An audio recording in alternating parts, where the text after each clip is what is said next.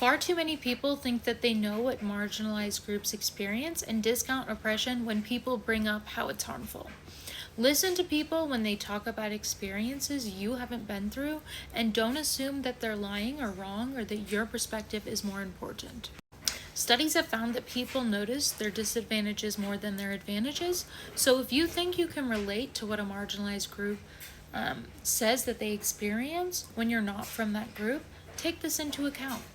Rich people will often say that they haven't noticed much of a difference in the wealth of students on campus, but people who are poor tend to notice the very large gaps in wealth more easily because they know what they can't afford and what they can't do.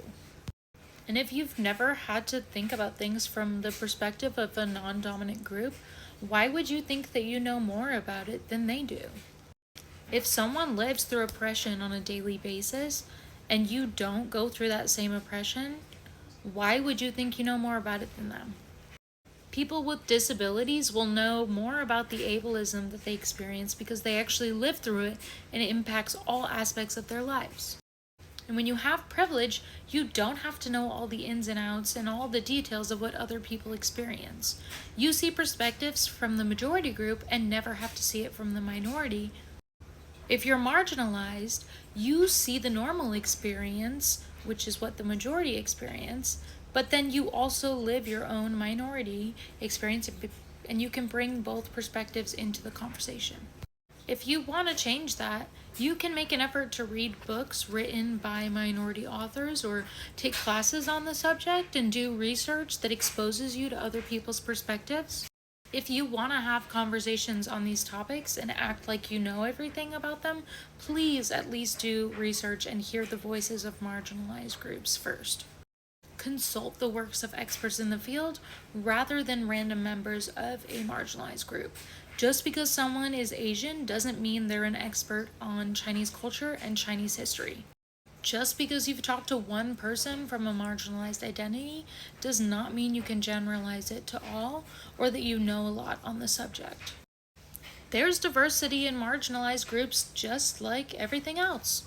And even if they are experts on this, if every person who wants to do research on this topic comes up and makes it their responsibility to educate them, that's a lot of work put on already marginalized groups.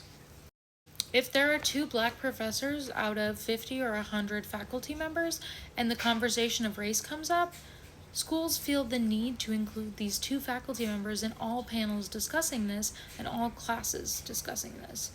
And this just means that they have an extremely heavy amount of work on their back because they're in the minority and they're being expected to educate the majority. It's not their responsibility to educate everyone. It can be exhausting educating people who have not done any research on the subject because they explain very basic principles and you still get doubted. If people are willing to have these conversations, that's fine. But just don't expect that every person of color wants to explain to you what's wrong with all lives matter. Also, don't only talk to these people because you have questions on this topic. If you have a question about racism and have never met the person of color you're asking questions to, that can be really problematic. What makes you think that you are owed their time? For me, I would go to places with my service dog and would constantly get people stopping me and asking what disabilities I have and expecting me to explain my entire life story and everything that's wrong with me and how it impacts me. I just want to buy my groceries. I can't be stopped every 2 minutes to explain the concept of disabilities or service dogs. It's not as painful if someone says, "Do you mind if I ask you a few questions?" Because if I don't want them to, I can just say, "Oh no, I don't have time right now," and it's not that big of a deal. But don't ask super personal questions that you wouldn't feel comfortable having a random stranger ask you about. It's exhausting having to explain oppression from the ground up to a person you may not even know. Why do we owe you that emotional labor? But if you do see someone being discriminated against or being harassed, You should say something, even if you're not the most educated on the subject at hand. If something is rude, it can be very easy to see, even if you haven't spent a lifetime studying that marginalized group. But if you're going to be providing feedback and input and recommendations about the subject, do some research first.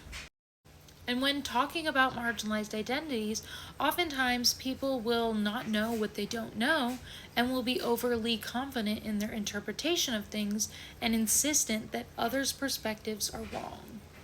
If someone hasn't done research on a subject, they might rely on these obvious stereotypes or biases, but since it's the only thing that they've heard about the subject, they're insistent that it's true because everything that they've seen has said that. If you spend some time and actually do more research into the subject, you'll see many other perspectives and many other stories being told, not just the mainstream ones. Unfortunately, the people who know the least tend to have the most confidence in their answers. This is just because the more that you learn, the more that you know that you don't know. But if you've just read an introduction into a subject, you tend to think that you have a pretty good understanding when you don't actually. If you haven't done extensive research into a subject, just try to be aware of the limitations of your knowledge and look for these gaps in knowledge so you know where to ask more questions.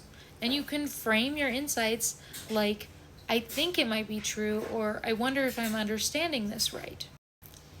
Try to think about who has more experience and expertise on this subject. Don't state things as facts if you don't know that they are and you haven't done a ton of research on these.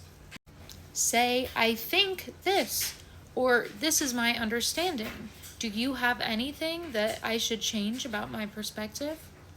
And if someone calls you out for saying something racist, don't respond with, that has nothing to do with race. You can instead say, I'm having trouble seeing how race is relevant in what I said. Focus more on listening and less on speaking. Unfortunately, people tend to give more credit and respect to the majority opinion, not the minority, which gives this testimonial injustice where the credibility of a speaker is doubted more if it's a person of color or a woman or someone with disabilities. For example, women with disabilities are more likely to be ignored or have their symptoms called anxiety than men describing these exact same symptoms, and there's a huge gap in the amount of time that it takes a man to be diagnosed versus a female. Another example is women are less likely to have their businesses get funded, no matter their credibility or their experience, but men use this fact as a way to say that women are inherently worse at business when it's due to sexism, not the quality of their work. Conversely, those with more privilege are often assumed to be correct, even if they're not educated on the subject. If a person of color put in as much effort as a mediocre white man in a higher up position, they never would have gotten that high up. And if that mediocre white man is called out, they're not going to want to admit that they benefit from privilege. Why would you want to acknowledge that the reason that you make more than your female counterpart is because of a man? You'd rather believe that it's due to your hard work or experience. You need to hear a lot more proof to believe something that challenges the status quo. If you're having a conversation about a marginalized identity with someone who is actually a marginalized person, automatically assume that they know more on the subject than you do if you do not share that marginalized experience or identity. And if you hear someone describing an incident where someone was racist and you're skeptical that this happened or that this is racism, think about if you would find it more credible if a white person told you about that racist thing that was described. We should always be thinking about how other people's perspectives differ based on their identities and try to educate yourself more on different perspectives so you are knowledgeable on these and don't fall into these easy traps of dismissing oppression.